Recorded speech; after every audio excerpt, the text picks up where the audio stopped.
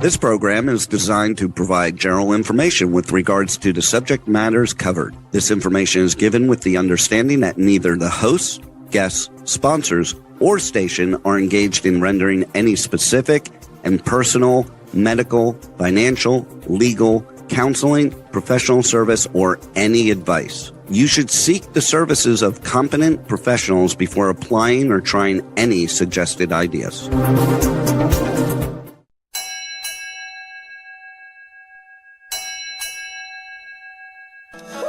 Ahoy! Captain David Gallimore welcomes you aboard the Regenerate Show, live Mondays, 10 a.m. Pacific on K4HD Radio at k4hd.com. We dive into the real messy work of transforming our lives, leadership, and organizations. Bring your hot mess and confusion. Leave with clarity, courage, and confidence. Together, let's strengthen our resilience, accelerating the health of ourselves, people, planet, and profits. Now, here's your host, Captain Dave, your personal regenerator. All aboard! Ahoy! I am so excited to welcome you to the 5th episode of Regenerate. Our theme this week is Purpose Over Podium. In this show, we're navigating the topic of high performance with Yannick Lefebvre from Belgium. He's an Olympic sailor and a high-performance coach. And we're going to be sharing authentic stories about navigating the messy middle of identity shifts and challenges to creating breakthroughs that deliver even higher performance than you ever thought possible. And of course, if you're a guest of this show, you know that we're going to have a lot of fun, because our promise to you is when we're laughing, we're learning. We want to leave you inspired, and most importantly, we want to leave you empowered to not just survive, but to flourish. And especially with the news over the weekend, there's a lot of fear, uncertainty, and doubt. So I invite you to grab some paper, digital or old school, and a pen so you can review and apply maybe one thing that resonated the most for you, because transformations happen here. So I'd like to introduce Yannick. He's an Olympic level athlete who leverages high performance sailing as a laboratory. Love that, for personal growth, resilience, and leadership. He's a leadership and high performance coach with QLX, working with business leaders, young talent, executives, sports, high-performing sports athletes, translating lessons from the water into practical tools for life and work. And he's really passionate about helping next-generation leaders develop self-awareness, adaptability, and courage through experiential learning, and of course, sport. And I think sport has so much to offer leadership lessons. Yannick advocates for purpose over podium, separating identity from medals while still pursuing world-class results and his ambitious campaigns. And he combines Olympic-level performance expertise and experience together with his academic education to assist people in their transformations. And if you've been a listener to the show, you'll know that we're defining transformation as becoming who you were meant to become. So it is a passion to be of value to others on their journey towards their goals and fulfillment. A kindred spirit. Please welcome Yannick to our show. Hi, Dave. So glad you're here. I know with the time zone change and all that's going on in the world, I really appreciate you being here on the show today. So my pleasure. Happy to be here. I'm so glad. To get the fun started, what's that one thing that you love to be or do that gives you the most joy in your life? Actually, it's a bit contradictory, as I am a sailor and actually love sailing and passionate about sailing. But what I love to do the most is get up in the mountains, and that's where I feel quite at ease, relaxed, and inspired. It inspires me. The mountains in the summer and the winter, and if I can add a nice hot coffee to that, and some good talks makes it totally worth it. Yes. Well, you and I share three interests as a fellow sailor. 63,000 nautical miles now and 5 ocean adventures, including a visit with a Coast Guard helicopter when my wife's and my Jeanneau 43 sprang a leak 200 miles off the Oregon coast. Great epic adventures. And I too love the mountains, hiking and snowboarding and skiing. I think a lot of sailors actually do like the surf and turf.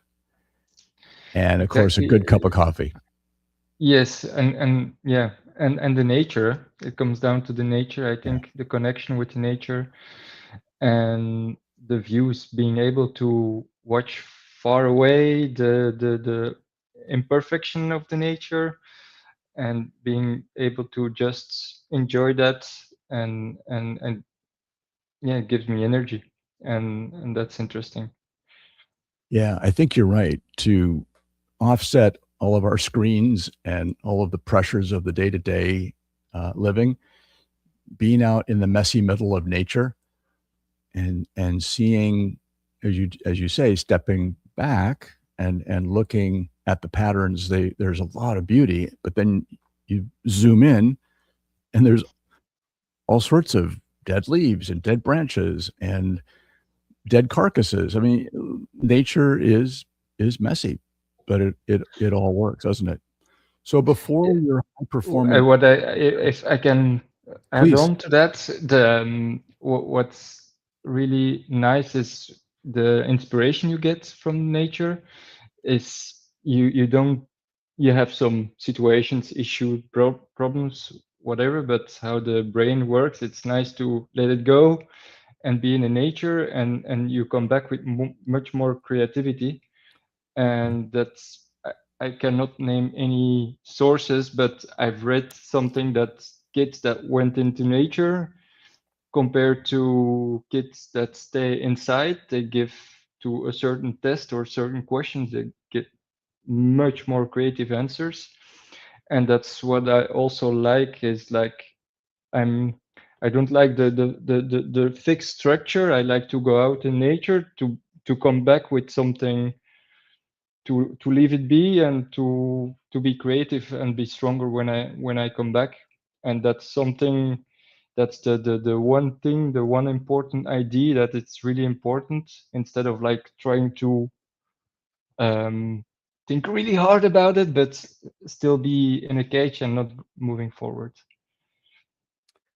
I'll tell you, I have had so many similar breakthroughs in nature, bringing a problem that I just could not resolve. Often human relationship problems that I couldn't resolve. I call them polarities to manage. And you're right, leaving those problems back at home and going out into nature and just seeing the expansiveness and realizing, okay, are my problems really that big compared to this vista that I'm looking at? Or of course the ocean, as you know well, it's vast. It's very humbling to be on the ocean. And yeah, good on you to share that strategy. I think, and we'll add to the show notes the research. Blue zones are those places in the world where people are living, over 100 years old, way more per capita. But there's something called green zones, which are, like you were saying, nature, parts of just walking in nature or sailing in nature. It really doesn't matter what you do as long as you're looking at the water or looking at the mountains or being in the forest.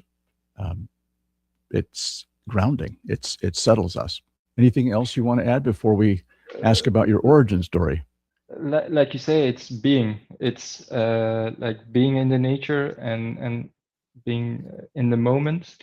What I would say is like, we talk about the nature, but I think the movement of the body is also important. And when I feel down and I have it's a strength and also a weakness. I doubt myself. I doubt myself really a lot, which is a strength because I can think what I'm doing and reinvent myself, but it's also a weakness because it's, yeah, I doubt myself quite a lot. But when I have those moments, I know I need to get out and start to move, and then the mind will follow the body. Because when you're down and looking at the mountain, you often, or I often think the solution will be somewhere here inside. So I start to dig and to dig deeper, and yeah, that's a was a big learning point for me. To I know I have to get out and not think about it anymore, and to come back fresh. Yes. And one of our favorite people, Bert Eckert, who you know well, he was talking about that mind, energy, body kind of triad, that if you want to change your attitude, change your emotions, move the body, and the body will send new signals to the brain and quiet our emotional system. Good point. So always want to give our listeners just a little bit of a deeper dive into who you are. So before your executive coaching, before your Olympic sailing, what life experiences forged you into becoming the person you've become so far? I would say my education was rather loose, which there again was positive in the sense that I had to search for my own values and fail and come back and find my own way. But yeah, that made who I am, in the sense that it was really important for me to discover what is important for me, and it was not the parents that say, hey, that's important for you or important for us. That was more loose, so I had to discover that myself. But the most important thing from my education is what I got is do what you love to do. Yeah. And I have a lot of things to say about my education or my parents or how it went, and but that's something I'm really grateful for. And I can come back home with whatever plan, or if it doesn't work or I don't like to do it, okay, let's move on. And then for me, in that discovery, what I would like to do is really important, because you, as a person, when you want to do something new, you get discomfort. But is it Yes. discomfort because it's really bad for you, or is it discomfort because you're a little bit scared because it's new? And that's a really thin balance, and something I still need to learn. And and like you made the link already, that's something I also, through sailing, I learned this as well, because a lot of people want to do stuff and then they get a bit scared, and then they sometimes invent a story, or the body invents a story, or the mind invents a story why it shouldn't be good. But it's often this discomfort, and that's something, trying to lean into that and to discover, yeah, but is it really discomfort, or it's a bit just scared of the unknown? And in the past I was really scared of the unknown, because I had this perfection mindset. I wanted to be perfect, to be, so that yeah, my parents would say, hey, good job, or doing well. But I totally I needed to switch that to the growth, and to the growth mindset, and that's what helped me grow, and that's what's most important for me at this point, is growing. And and that's on in all aspects of life. Wow. You're really inspiring me with sharing what you've just shared. I think there's so many interesting threads that we could pull out. The first one that I'd love to pull out with you is what a gift your family environment gave you, which was unlike my parents, who viewed me as a lump of clay to be molded and shaped. They wanted me to be a mathematician and then a lawyer. So there were interesting expectations. Um, and I'm sure your parents also had fairly high expectations to live a happy, healthy life. And you had a lot of freedom to explore. What a gift. Exactly. And sometimes I think I'm not a parent. I hope to be one someday. But I can imagine that if you want to do something really well, you want to do it really well and give all what you can do, and that sometimes it's better to let go. um, and that's not easy. Sometimes it's better to leave it as it is and not trying to control everything. Um, and yeah, the control. I People like to control stuff to feel at ease, but it's really important as a person to trying to identify, is it your fear that you try to lean into your fear to get some control for that, or what are you creating with your control? Is it value? Is it because otherwise you cannot sleep and you think a bit too much? That's also an interesting point. So actually, I'm trying. In the most things I try to say is that it's a balance. It's not like a fixed 3 points and you will be happy, but you need to be able to listen to the signals of your mind and your body to live to live yeah purposefully and in balance. Well, I'm so glad you mentioned that balance. So that's kind of the second thread that I wanted to tease out. Is it true, as it was when I was growing up, that your parents probably said, "Hey, Yannick, uh, after school, get out of the house." We didn't have screens when I was growing up. I suspect you had some screens, but not smartphones. Um, and we were told, come back before dinner, come back before it's dark. And literally, we made our fun and talk about doing crazy stuff that was scary, but I didn't know necessarily, how dangerous it was. But we figured it out, and playing with other kids our age in the neighborhood, we kind of had each other's back. But we were problem solving, we were negotiating conflict, we were creating our own agenda for the afternoon, early evening, and that's one of the biggest uh, changes that I'm seeing in our society. And when you do have kids, uh, I think it's super hard, but super valuable. I talked to Barrett about how he's raising his two boys, and Mathieu, his boys and new girl, uh, to allow them freedom to not have everything overscheduled and overplanned, so they can then find that balance for them. Thoughts about that? Yes, that what you did when you played outside is experience, first of all.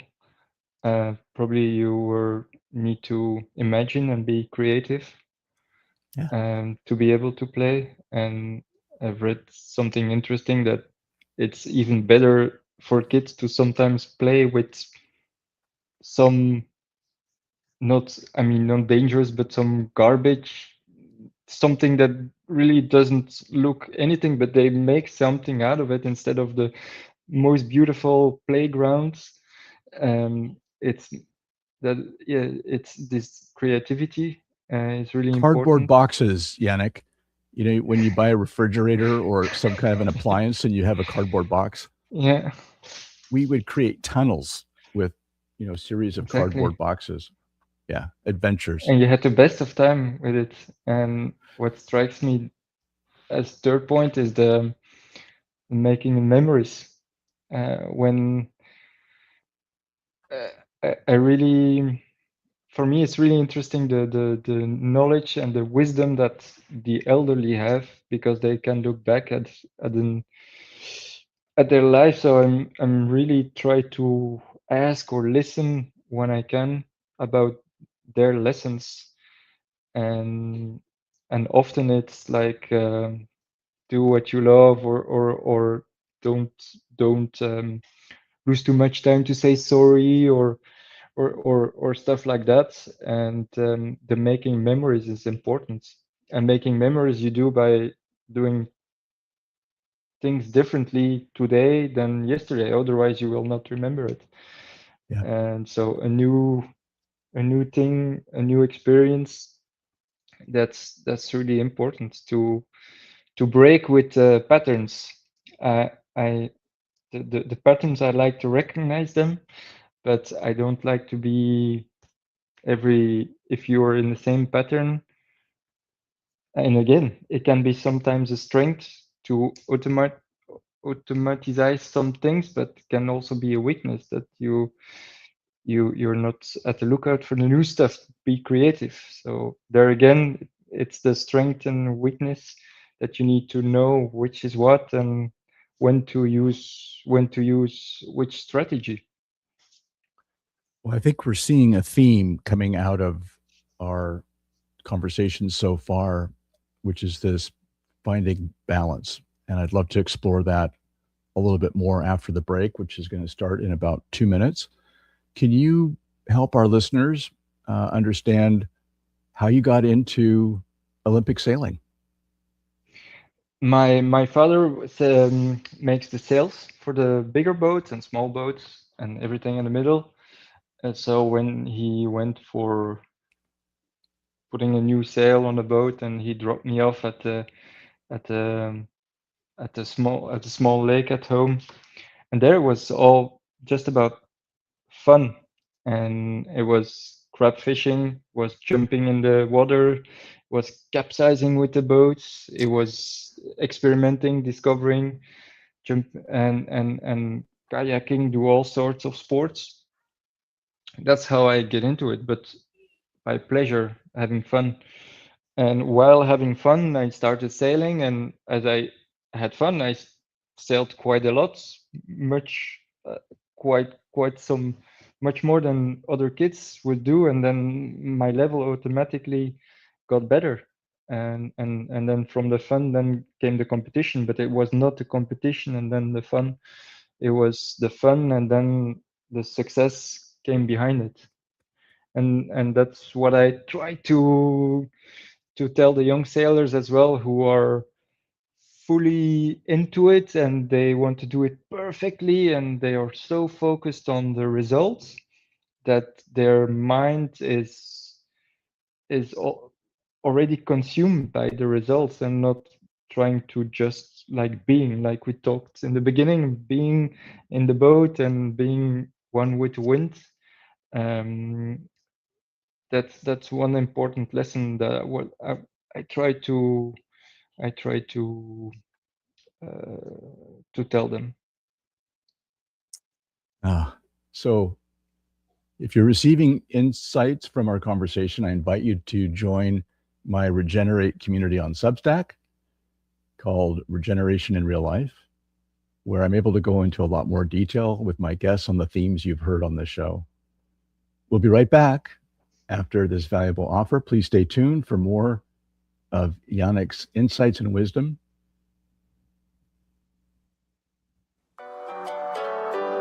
You're listening to Regenerate with Captain Dave, your personal regenerator on K4HD Radio. We'll be right back. Are you feeling overwhelmed? Are you ready to regenerate and live the life of your dreams? Start the transformation now. Call Captain Dave at 253-237-2558. Stop overthinking.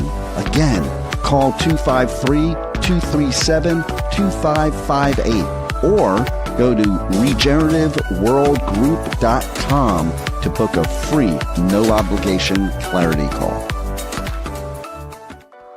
Let's get back to Regenerate right here on K4HD Radio for more life-changing transformations.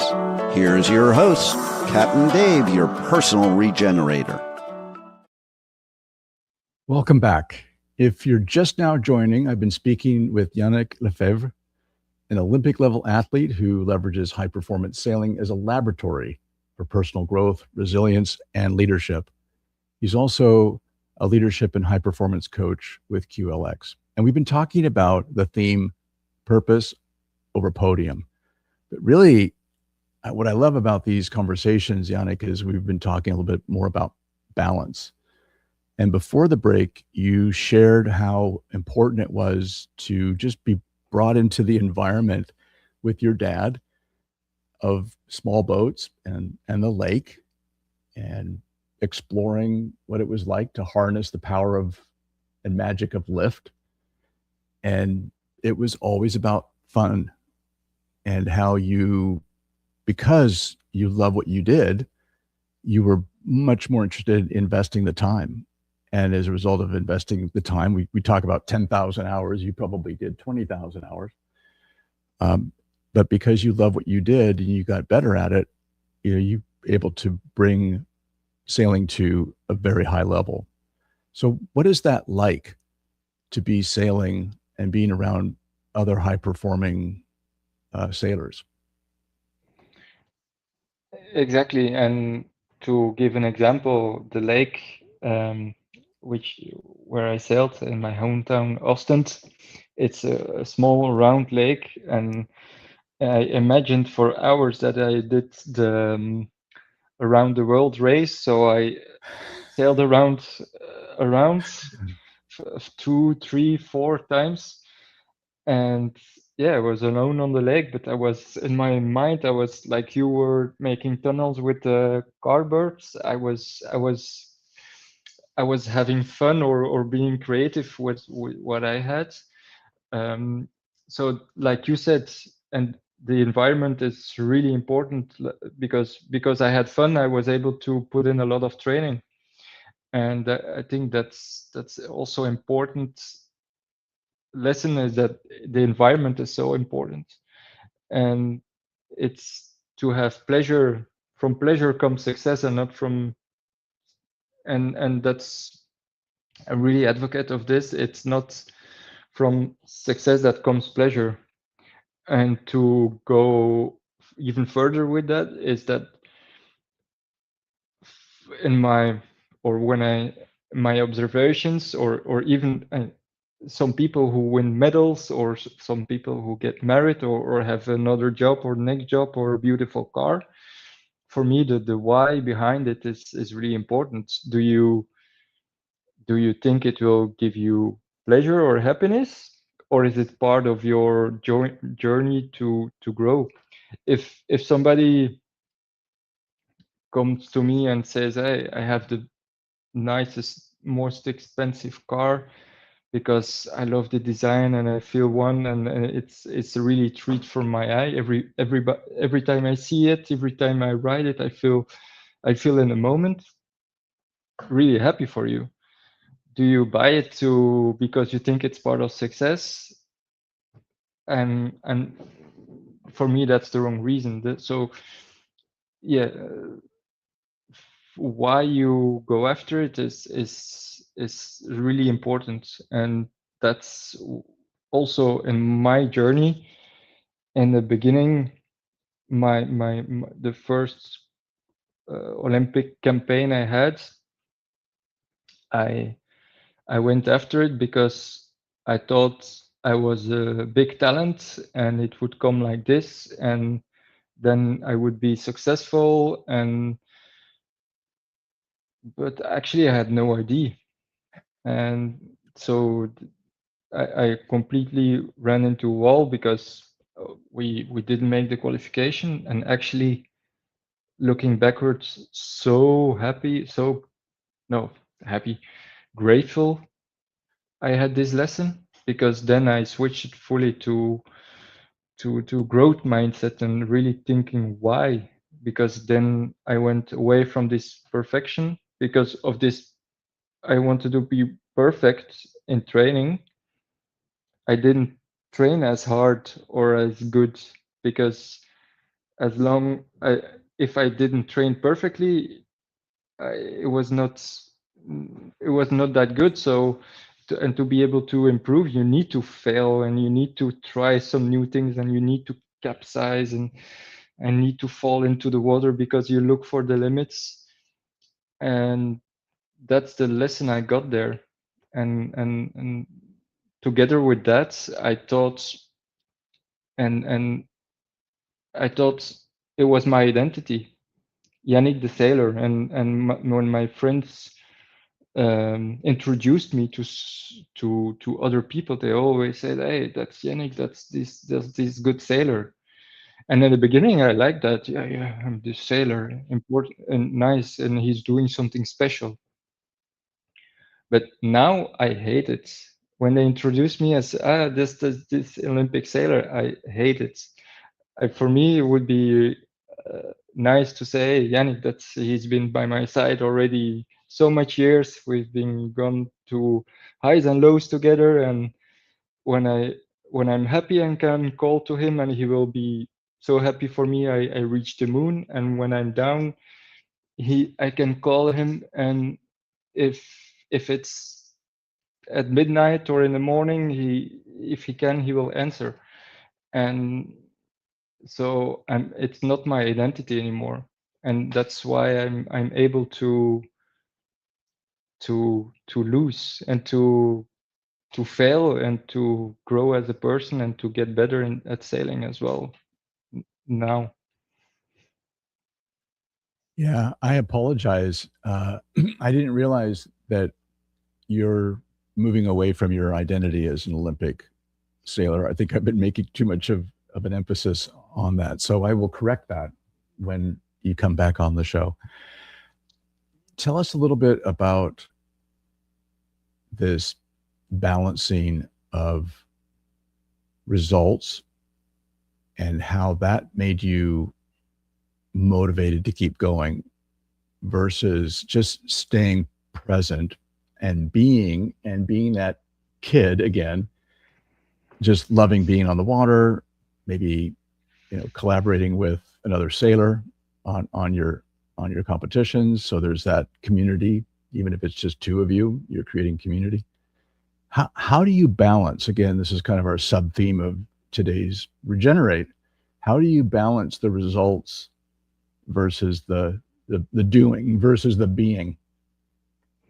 That's really interesting, because when the results were not good, I felt literally like a loser, felt down, depressed even, because I had the feeling I failed.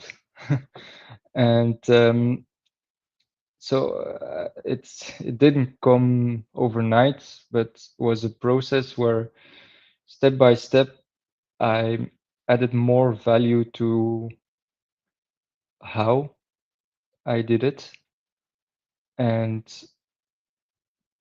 to the effort I put in, to be proud of that. And a small story to emphasize that is that, for instance, I described the first campaign where I missed the qualification. After that, I went to Rio together with my teammate Tom at the time, and then we had the qualifications for Tokyo. So the qualification for London, I missed. I was devastated, but actually, there again was devastated because I was actually more disappointed in myself and how I did it compared to the results itself. And moving forward again to Tokyo, we missed the selection again one place, but we stepped off out of the boat, and our heads were held high. We felt good as a team, and we felt we had no regrets. And for me, that's all the difference, because we knew the effort we put in. We knew we had no regrets, and we stayed a team from the beginning till the end of this difficult event. And that was for me a big lesson to be much more or get much more importance, or give much more importance to the effort and how you do the things, and trying to be the best version of yourself, not perfection, not, but trying to be better every day. And it's so simple when you explain it, but it was so difficult. I cried a lot. So difficult. When we had bad results, and I felt like I was not deserving or whatever. But in the end, that's it's simple to explain. Now I feel some kind of wizard. Yeah, just do this or that. But no, it was I struggled a lot, and sometimes still. But the moments I'm able to control it, to say, okay, 5 minutes, let it out, and then we go back at it. And but to achieve this balance is, to add another point to that, is when I was sailing full time, I felt I was just playing around and not doing anything serious, if that makes sense. So I needed something. I attached a lot of value and purpose to it, and that was the actually, when I lost this qualification again, grateful. That's when I started to work with Mathieu Gram and Gram and QLX. So I needed this purpose next to the sailing, and which helped me to get a lot of things into perspective. And at the end of the day, if I was able to help somebody versus a bad result, but I went sailing in good weather, I can eat. I mean, we're as sailors, we often joke a bad day on the water is still better than a good day at the office. But for me, it was much more being able to know I was getting closer to my purpose. So actually, as I'm a better athlete if I have something next to it, instead of like, this is your life, this is your thing, and if you're not doing well, you're failing at life. And that's something I encourage other athletes or persons, to, even if it's something small, to have some hobby or something that means a lot to you next to it, maybe studies or but to watch out, to be really narrow-minded or narrow focused just on that one thing. Wow. So inspiring. I mean, there's a couple key insights that our listeners who listened to Mathieu Graham, the first episode of Regenerate, just like your story, I was confusing my identity, my self-worth with my results. Came from an overachieving corporate life and pivoted to a solopreneur life, and the results were not happening, and turned to Mathieu to help me rewire my identity. And that is not easy work. And as you said, you cry a lot because you have to kind of mourn the old Yannick, the old Dave, and that growth mindset of embracing the suck embracing the suckiness of the new identity that's emerging before it's actually creating the kind of results or outcomes or impact that you want to create. To your point about purpose, it's a spiritual growth opportunity, isn't it?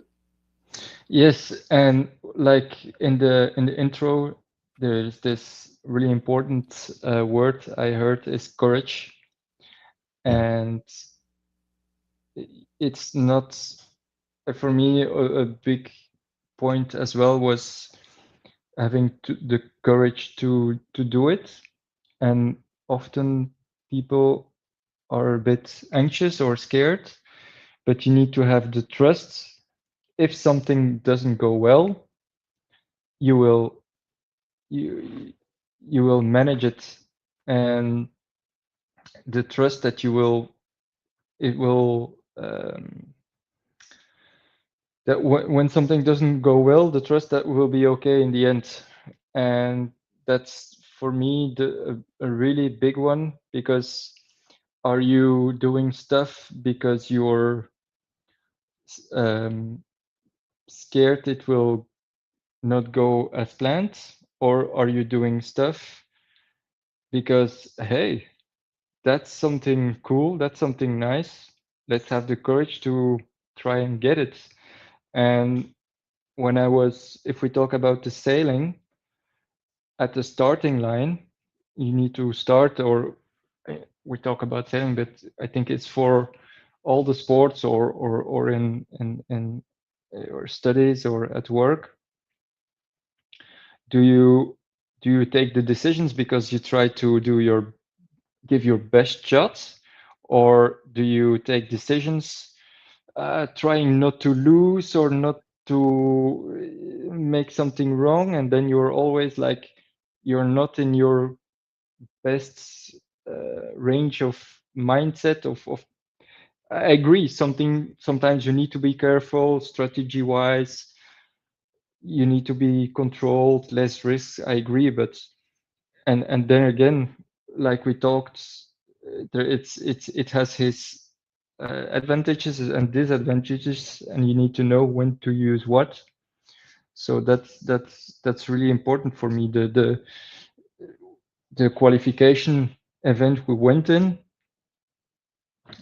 I needed to accept that maybe I didn't go to the games, and that, but I wanted to sail like I had an idea I wanted to approach the event and the strategy and tactical.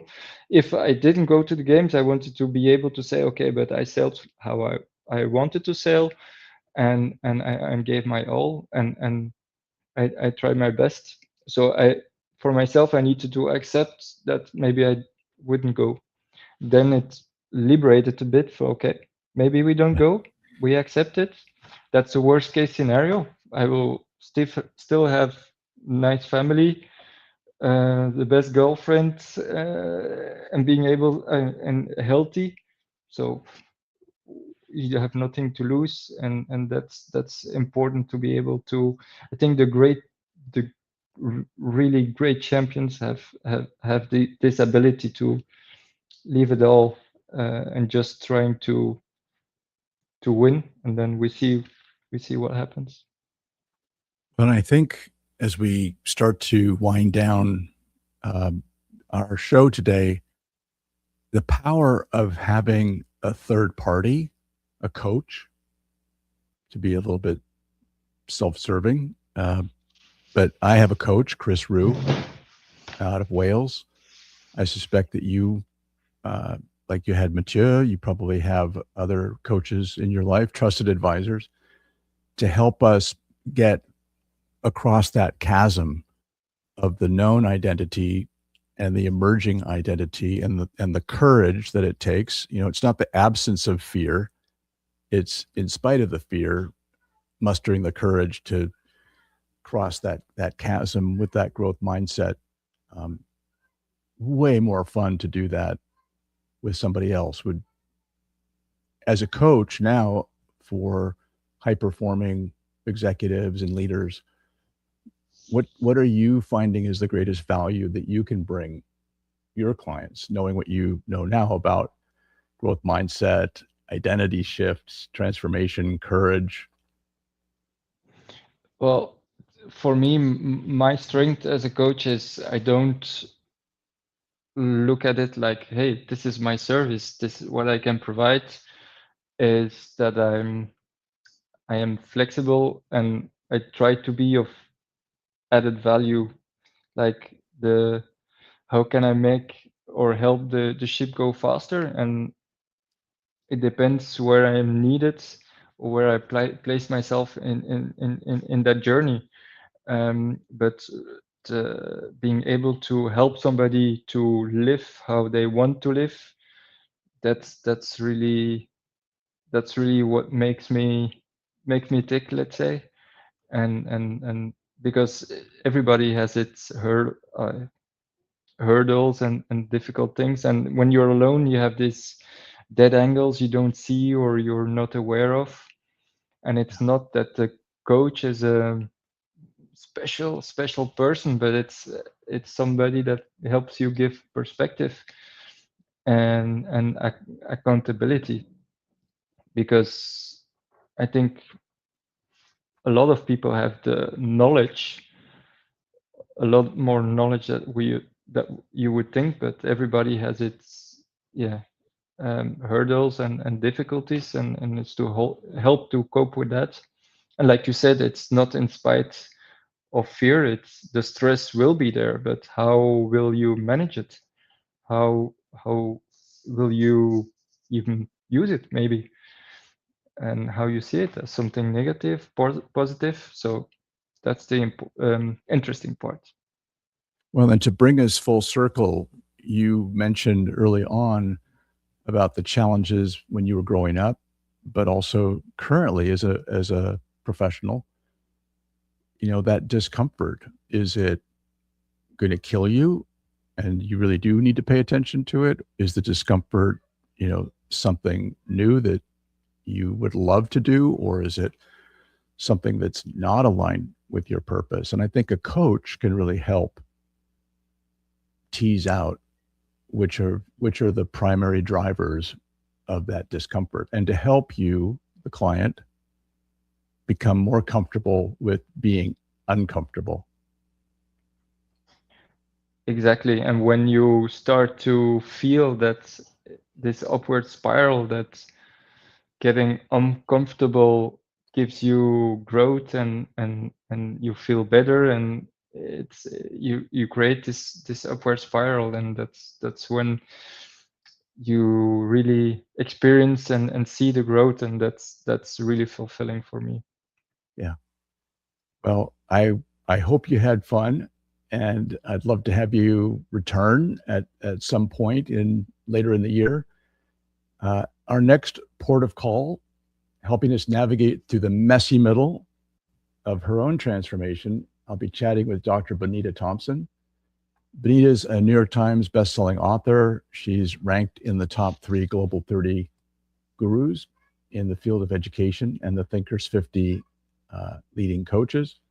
She's a collaborative leadership scientist and earned her PhD in collaborative leadership. She teaches and coaches high-performance leaders and their teams specific collaboration skills to achieve their goals faster and more effectively. So I invite you to join us next Monday at 10 a.m. Pacific, 7 p.m. CET for the 6th episode of the Regenerate Show. And our theme will be Beyond Goals. So with Benita's help, we'll stop overanalyzing our goals, engage the whole human system, hold goals softly, make them playful, kind of echoing what Yannick was mentioning before, and let values, not pressure, lead. And when goals are set and pursued this way, we're much less likely to burn out. So I know your investment of time will be well spent. So we hope you experienced our promise to have fun today, to be inspired, to be empowered. And on behalf of Yannick and our entire Talk4 Media team, I invite you to stay healthy, stay safe. We need you. And consider reviewing your notes from our show and applying just one idea today. and consider only you can close the gap between knowing and doing to accelerate your personal, professional, and organizational transformation.